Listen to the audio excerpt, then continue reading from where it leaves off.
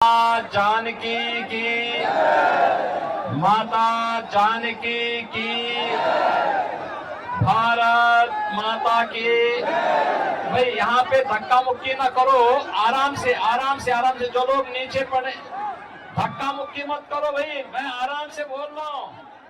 ये लोग जो इधर आने से वीरेंद्र कुशवाहा जी, धीरेन्द्र कुशवाहा जी, दीपू कुशवाहा जी, प्रकाश सिंह जी, दिलीप सर्राफ जी, नीरज कुशवाहा जी, पप्पू चौधरी जी और भारी संख्या में यहां पर उपस्थित ढाका विधानसभा क्षेत्र से जुड़े हुए सभी मेरे उपस्थित बहनों और भाइयों,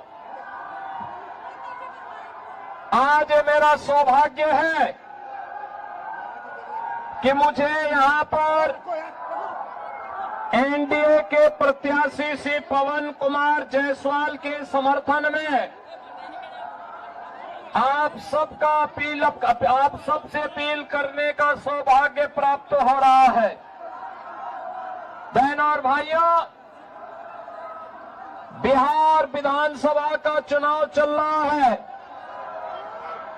कल पहले चरण का मतदान हुआ है और पहले चरण के मतदान में जो रुझान सामने कल देखने को मिले हैं, 14 नवंबर को जब ईवीएम खुलेगा तो परिणाम आएगा कि फिर एक बार एनडीए सरकार। 14 नवंबर को एक ही परिणाम आने वाला है और वह है कि फिर एक बार एनडीए सरकार। बहनों और भाइयों, जिन लोगों ने बिहार के गौरवशाली परंपरा को कलंकित किया, कांग्रेस और या आरजेडी, ये दोनों बराबर के पाप के भागीदार हैं।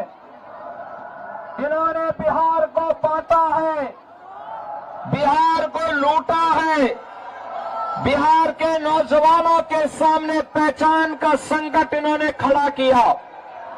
और बहनों और भाइयों, आप सबसे मैं यही कहने के लिए आया हूं कि जो लोग पहचान का संकट खड़ा किए हो, अरे भाई आराम से थोड़ा पीछे पीछे पीछे चलो पीछे। आपका उत्साह है मैं जान रहा हूं, लेकिन बहनों और भाइयों आराम से थोड़ा, जब बोलेंगे तभी तो सुन पाएंगे।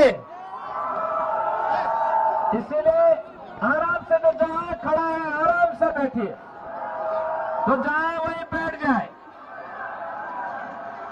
बहनों और भाइयों, आज बिहार के अंदर विकास है, विरासत भी है और गरीब कल्याणकारी योजनाओं का लाभ भी आज बिहार के अंदर दिख रहा है। बहनों और भाइयों, ये इसलिए क्योंकि मोदी जी का मार्गदर्शन है और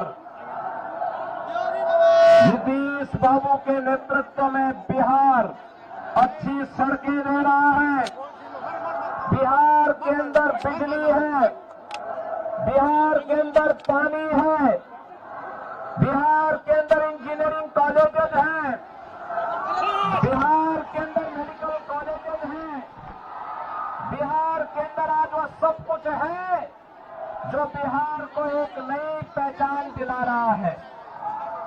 बहनों और भाइयों, बिहार की विकास की इस यात्रा को आगे बढ़ाने के लिए, एक स्वर्णिम बिहार बनाने के लिए फिर से एनडीए की सरकार आवश्यक है।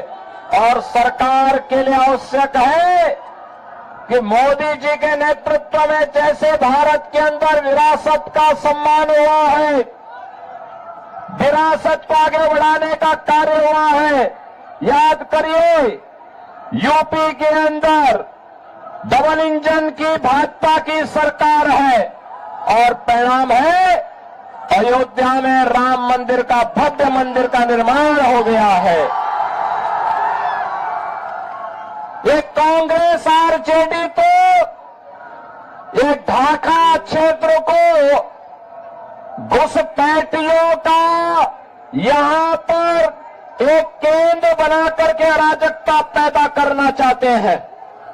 बहनों और भाइयों, हमें इस क्षेत्र में अराजकता पैदा नहीं होने देनी है। बिहार की सुरक्षा में सेंध नहीं लगाने देनी है।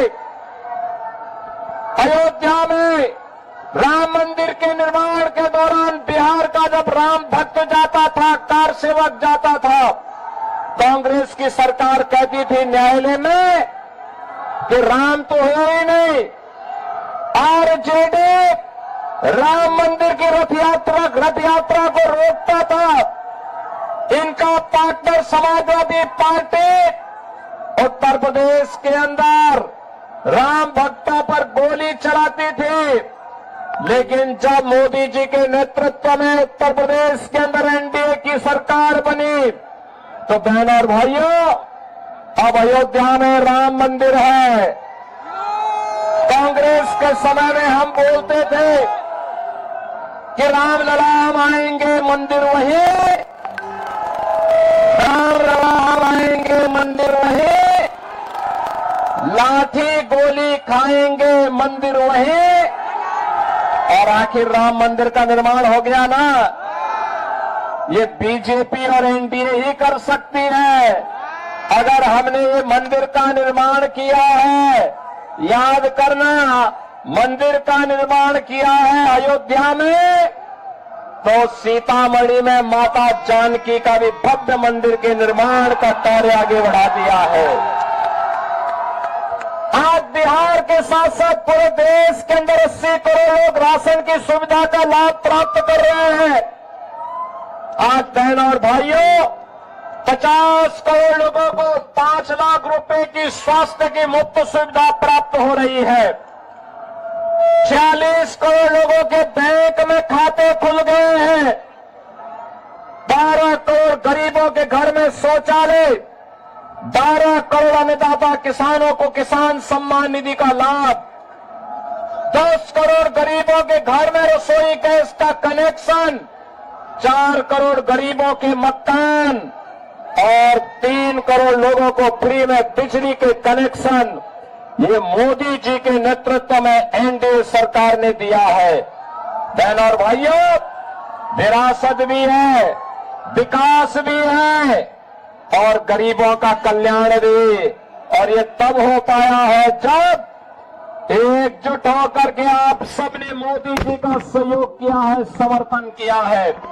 और मैं तो आपसे कहने के लिए आया हूं, स्वर्णिम बिहार के लिए बंटना नहीं है, बटेंगे तो